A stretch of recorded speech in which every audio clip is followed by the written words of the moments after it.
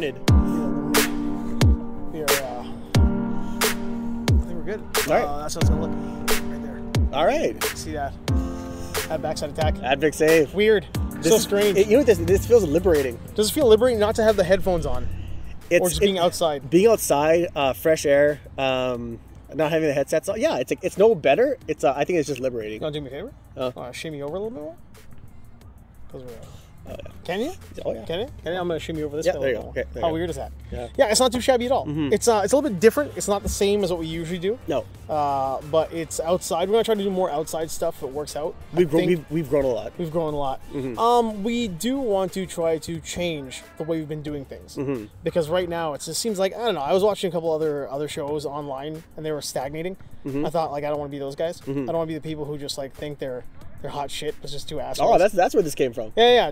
Just two assholes sitting in a room. Yeah. Just staring at each other like this, like we're not in a room. I feel like you're stiff. I am? Stiff there? Yeah, this is a placeholder. You can loosen it up a little bit. No, I'm good. All right, as long as you're good. I was watching all those guys out there who kind of like stagnate a bit, and then they weren't changing anything. They weren't changing the way their show works. It was just like two dickheads in a room, just sitting around talking about like shit that doesn't matter. Yeah. To anybody but them. Well, yeah. I think if you're gonna, if weather allows it, and you have locations in mind, which there is no shortage of locations where you can go and just shoot outside. No, well, we're shooting from a park. Yeah, this is a little and the weather is like it's middle of April and it's beautiful outside. It's perfect outside. Yeah, and then with all the restrictions too, like the indoor shit that was going on, we kind of figured the best possible thing for us to do is take it outside. Yeah. So it works out. Just like a bar fight. Just like a bar fight. Yeah. We have a conversation. We were mid-conversation on. We stopped because we just got back. We just came from Popeyes. It's so good. And we got into this conversation, and we've touched on this a bit, but this is a little bit more in depth. So you're making it sound like it's more than it is. Yeah. The build-up is better than the actual story. Yes. But so it was directors that you would want to hang out with or have a conversation with. That's where we left off. Who would you like to spend? And I think, to me, it feels like a loaded question. It is a loaded question. It is a loaded question. Yeah. It is a loaded. Yeah. Because like it's not who would you want to spend an afternoon with or hang out with. It's like who'd you like to grill about? Who would you like to learn from? Yeah. Yeah. The feet of the master. Right. Yeah. Who is, and yours was obviously. Mine was Ridley Scott. Yeah. You really. I would say him. That was like an easy guess. Yeah, I would like to question him about the movies he's made, what drove him to make those movies. Yeah.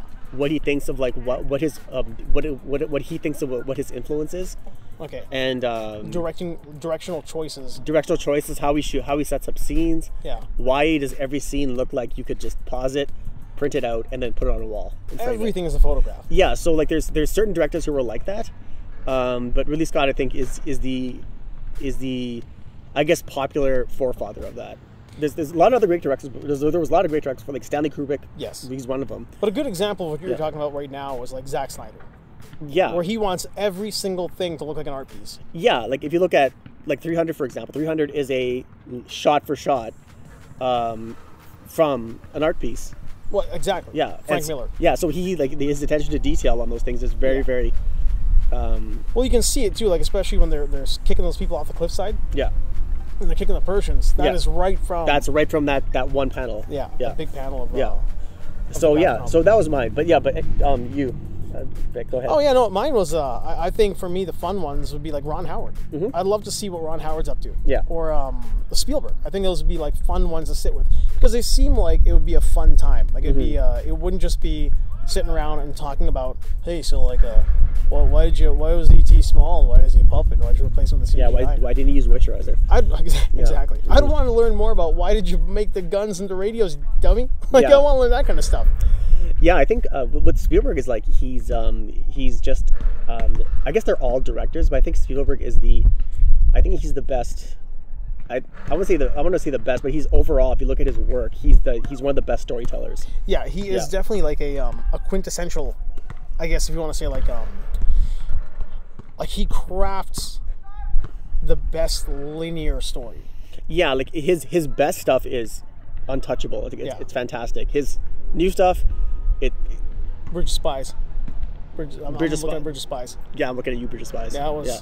I mean, in any format. But we've talked about that to death too. The reason I hate Bridge of Spies is because he wanted an Oscar winner for the BFG, and he lobbied hard, and he beat Stallone from Creed to get that stupid Mark Rylance an Oscar for Bridge of Spies. Sniffly Mark Rylance when Stallone was just like Oscar bait for Creed. Oh yeah, for sure. And like that would have rated so well into the Hollywood community, but like Bridge of Spies, like who remembers Bridge of Spies? Like no one gives a shit about it, right? Do you know who was the lead actor in Bridge of Spies? No, I don't. And that's a shame, and because it was Tom Hanks. Yeah, it was Tom Hanks. Yeah, I've seen it. That's how forgettable it is. It is a forgettable. And we're movie junkies, and I even still. Oh yeah, it is Tom Hanks, because he's on the cover of the movie. His face is half.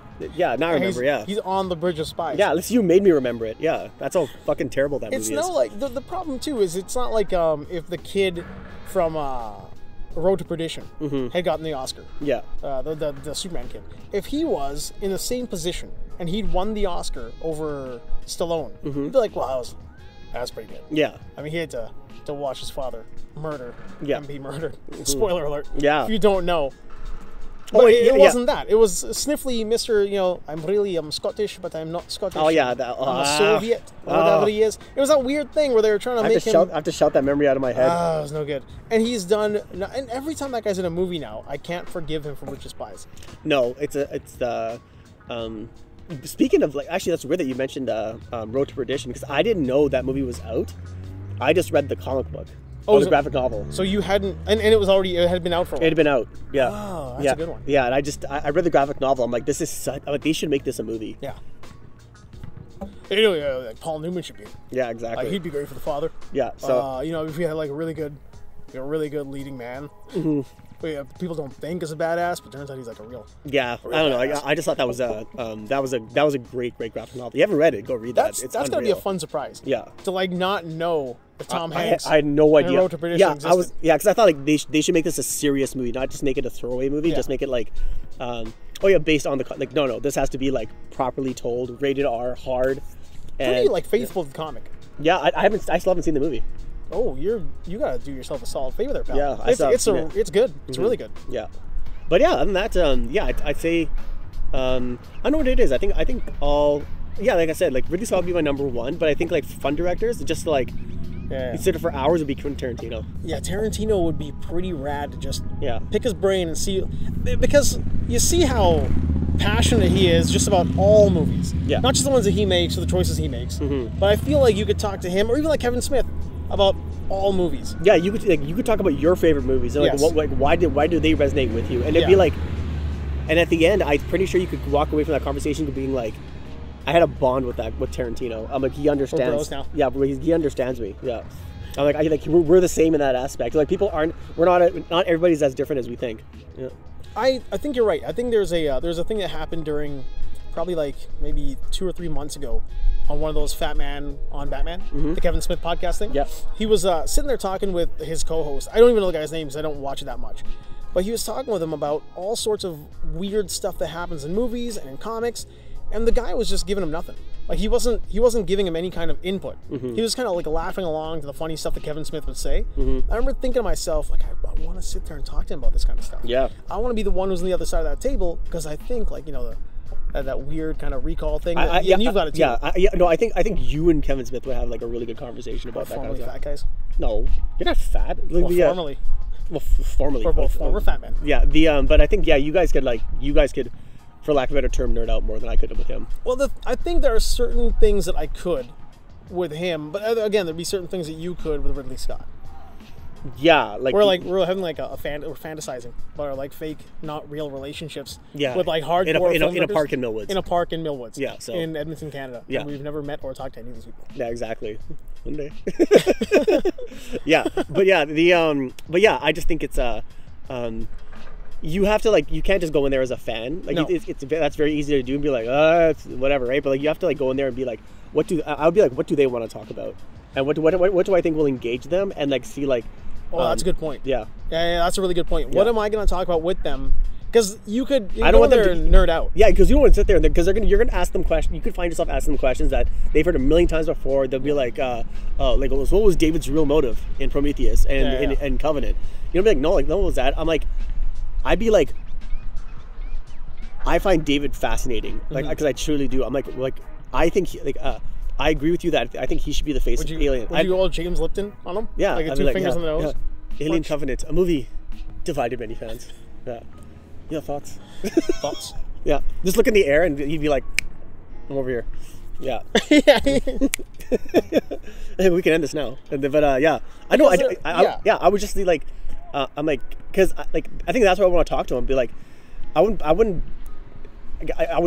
grill him on stuff that I didn't know about, but I wouldn't criticize him. I'd be like, there's a reason why I'm like, I'm such a fan of your work. I'm like the conscious choice to make David either a hero or an anti-hero, like a hero in the first movie, but like some say a hero in like the second movie. Like I would say that. I'm like, David is but not everybody would know what you're talking about or agree with you, like out here.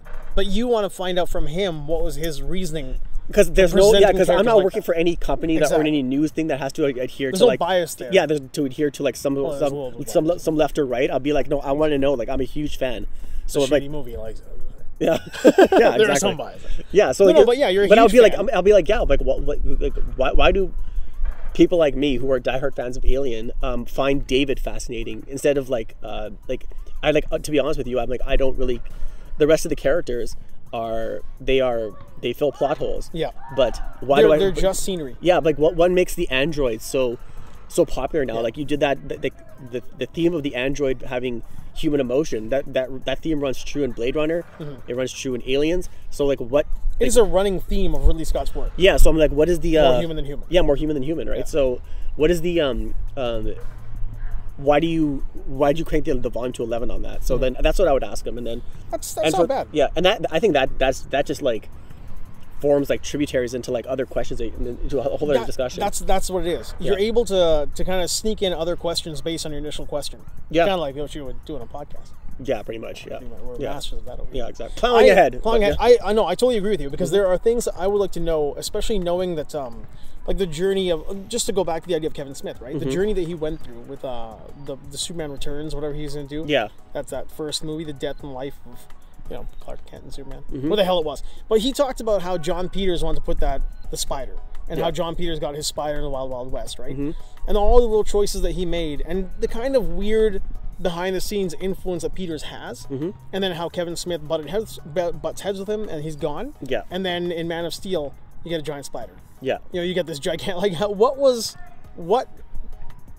Like, was that for real? Like, is there a thing that happened there that he maybe knows about? I'd love to see you go nuts on Man of Steel. Just feel like so oh my God. Like just to lose your shit and just be like, yeah, so you made this movie called Man. Why the fuck did you do that? I don't have a hate for the movie. I have a hate for the choices in the movie. Yeah, I would like to know about that. Okay, yeah, that's fair. Though there are things like that I'd like to know about. There are lots of choices that don't make sense story-wise. Like is Lois Lane superpowered? Because she just like shows up wherever she's needed in a city that's been decimated. Like, I mean, Superman flies Zod halfway across Metropolis from wherever the hell Lois is. Yeah. And I'm just gonna rant, so I'm gonna stop. But there are problems that I have with that movie that I'm just not gonna dive deep into. There's continuity errors. There's definitely continuity errors. Yeah. But there are also things that happen in like when you've got a producer who wants what he wants from whatever he's working on. Yeah. And he thinks him and Kevin Smith are from the streets, as he said. And like, because of that, you get me, man. So I want you to put in a giant spider. Yeah. So weird things like that. Like, what happens behind the scenes in the producers? Like the influence that we know now, right? When you look at what happened with Warner Brothers and Zack Snyder and Justice League, there's clearly a lot of influence they have, or power they have, and control they have. But they don't want to give up, right? No, that's true. I think with Warner Brothers is that every decision they made is like, because they are, and correct me if I'm wrong, this could be it, is that there's basically like the common denominator on everything is money. Yeah. Okay. So hands down. Yeah. Absolute fact. So when you're looking at diminishing returns on certain films. Yes. And you're like, okay, then you see like, okay, we have a movie with Batman, Wonder Woman, and Superman in it. Yeah. Yet it will not, but it's not making as much money as a fucking Captain Marvel movie, which no one gives a shit about. Yeah, nobody cares for the character. No one cares about it. That movie makes tons of money, and it makes $1 billion. Even though we've watched it and we're like, what the fuck is Marvel doing that we're missing?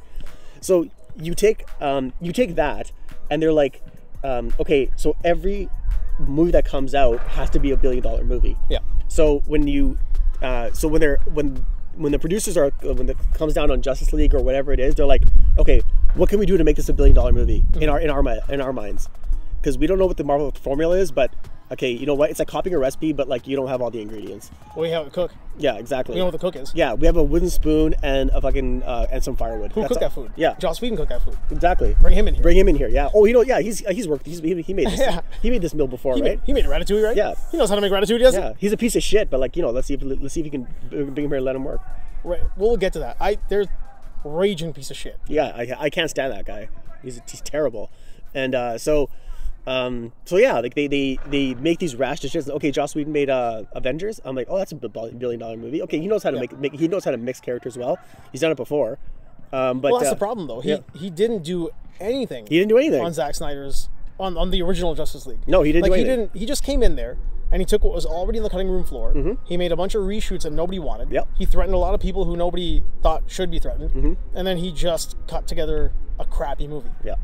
And it's just what gets me is that you've got a guy who, if he was left to his own devices, yeah, with no script and a budget, and just they told him, hey, write and direct a Justice League movie, he probably would have gotten a half decent movie. For sure. But then they brought him in, and it seemingly goes on like a weird power trip because he feels like they're like all these people who are in charge of Warner. They just want you to be the man now, and all of a sudden he's like, I am the man. Yeah, I am the man. Oh, that was a clashing of like of two things, right? And that sometimes that totally doesn't work. Yeah, it's like the unstoppable force versus the most immovable object, and that's just the egotistical object. Yeah, exactly. So sometimes that just doesn't work out. Like whereas like you, if you establish yourself as a blank check guy, like the Nolans, the Camerons, and stuff like that, that's different, right? But like Zack Snyder is not in that category. He's not a blank check guy? I don't think he is. Oh man, he should be. I think he should be. He should be, absolutely. I think at this point, if he's not then, he is now. I think so, yeah. I think this 4-hour cut, even though it's bland, it's not like you're going to get a whole lot out of it. Like you get a 4-hour version of what you've already seen that just looks better. I think what you're getting is you're getting what you should have gotten. Yeah. And so, because there's never been a 4-hour superhero movie before. That's insane. It's insane. So like, but some of those Marvel movies feel like they're 4 hours. Well, that's because you hate them. I fucking hate them. Yeah. So you can't stand any of them. Yeah. So yeah, they're just like they're good for like it's like going on a fucking amusement park ride. You go on it once. That's what it is. Yeah, and the then you go Scorsese thing. Yeah, you go on it once, and then is that what he said? Oh, basically, I think he said it's like going on. I think he might have used that verbatim. He said like either amusement park ride or going on a roller coaster. Okay, yeah. So I guess I'm saying it in the sense of like you go on it once, and then you're like, that was a thrill. Then you move on. Then you're like, okay, whatever. I don't know about you, but I go on roller coasters like 2 or 3 times. Yeah, and I thought that's actually an insult to roller coasters because I will just go on them and on them. I don't give a shit. I'll just keep going. Yeah, I love roller coasters. Yeah, well, I did, but now I'm not sure if I have the nerve anymore. I want the thrill ride. Yeah.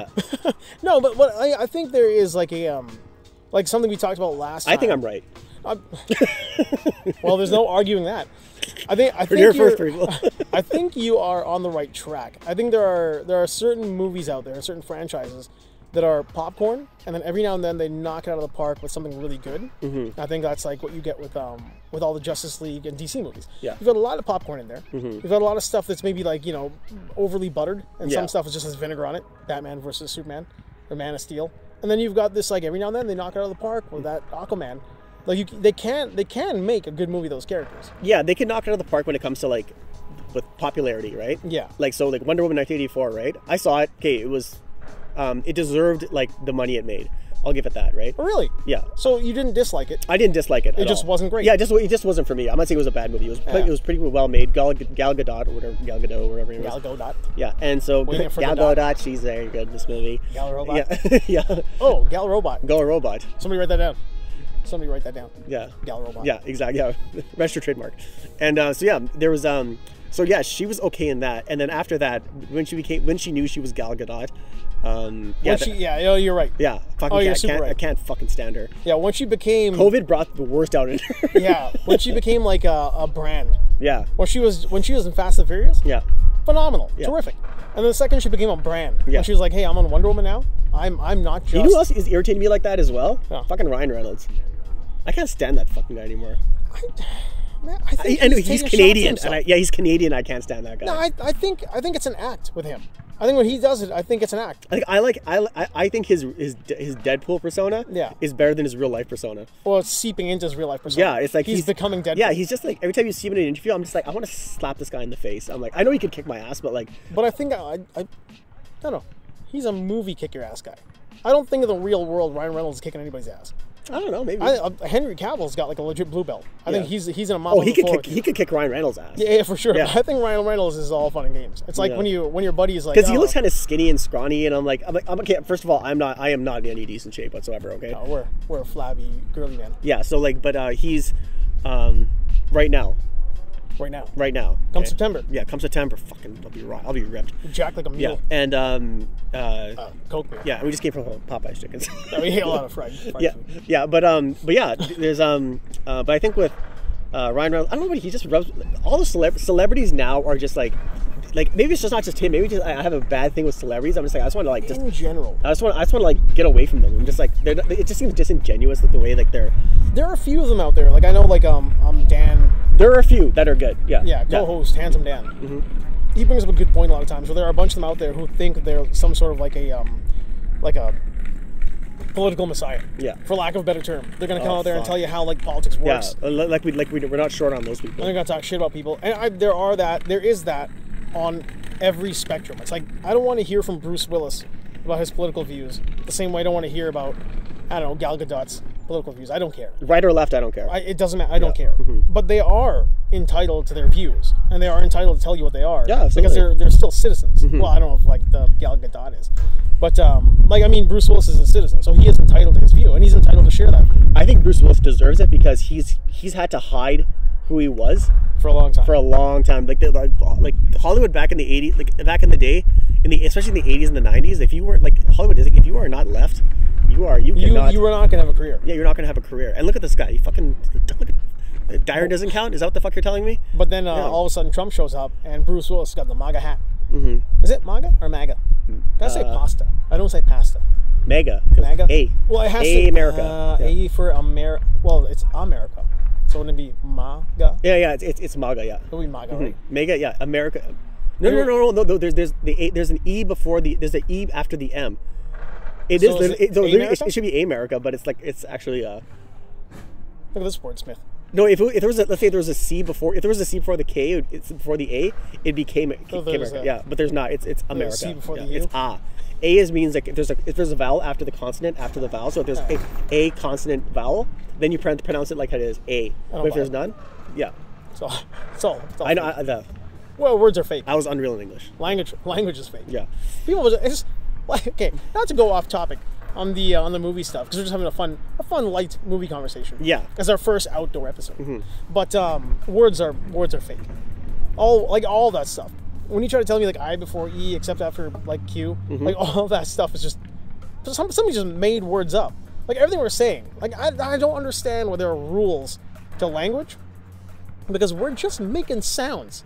Like we're literally just making sounds. Okay, in the grand scheme of things, yeah, it means nothing. It means nothing. It means nothing, right? So like but if you are, if you're writing a report for work, it's important, right? Yeah. But like so even then, I don't think it's important. I think you could write good G-U-D because Dan cuts your hair good. He'll cut you good. So we write G-U-D on all of his ads. Well, he cut me God. He did a good job. But it's like, as long as you're making the sounds, when somebody writes those sounds down and says that the sound you're making is wrong because you wrote it wrong, or whatever it is, mm-hmm. We're just making clicks and whistles, man. I think in the grand scheme of things, I think like spelling is unnecessary 80% of the time. 100%. Yeah, I think all its good spelling is good for is for if you're writing an editorial on the internet or you're because if it's not spelled right, people are going to be like, you didn't even spell check it. How the fuck can you even trust you with the? Now I will say, if you say I seen it, or if you say what's the should of instead of should have, I'll cut you. I'll throw you out of goddamn window. It makes no sense because like if it's not spelled correct, then you're like, well, this person's a 4-year-old. This guy is a 4-year-old. Yeah, I seen it, and should of instead of should have will make me. I was reading. I think it was. I'm pretty sure it was the novel Deadwood. It's based on the same world. I don't think it's the novel that the show is based on. The novel's called Deadwood. I can't remember the name of the writer. But a couple times in that he writes should have. I stopped reading the book. Like in the first... Yeah, see, there's an example right There's there. an example. Yeah. So in that sense, because it's just... It's not the right word.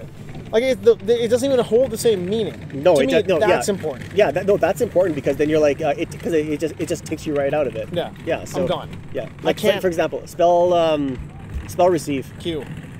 R-I-7. No, honestly, spell it.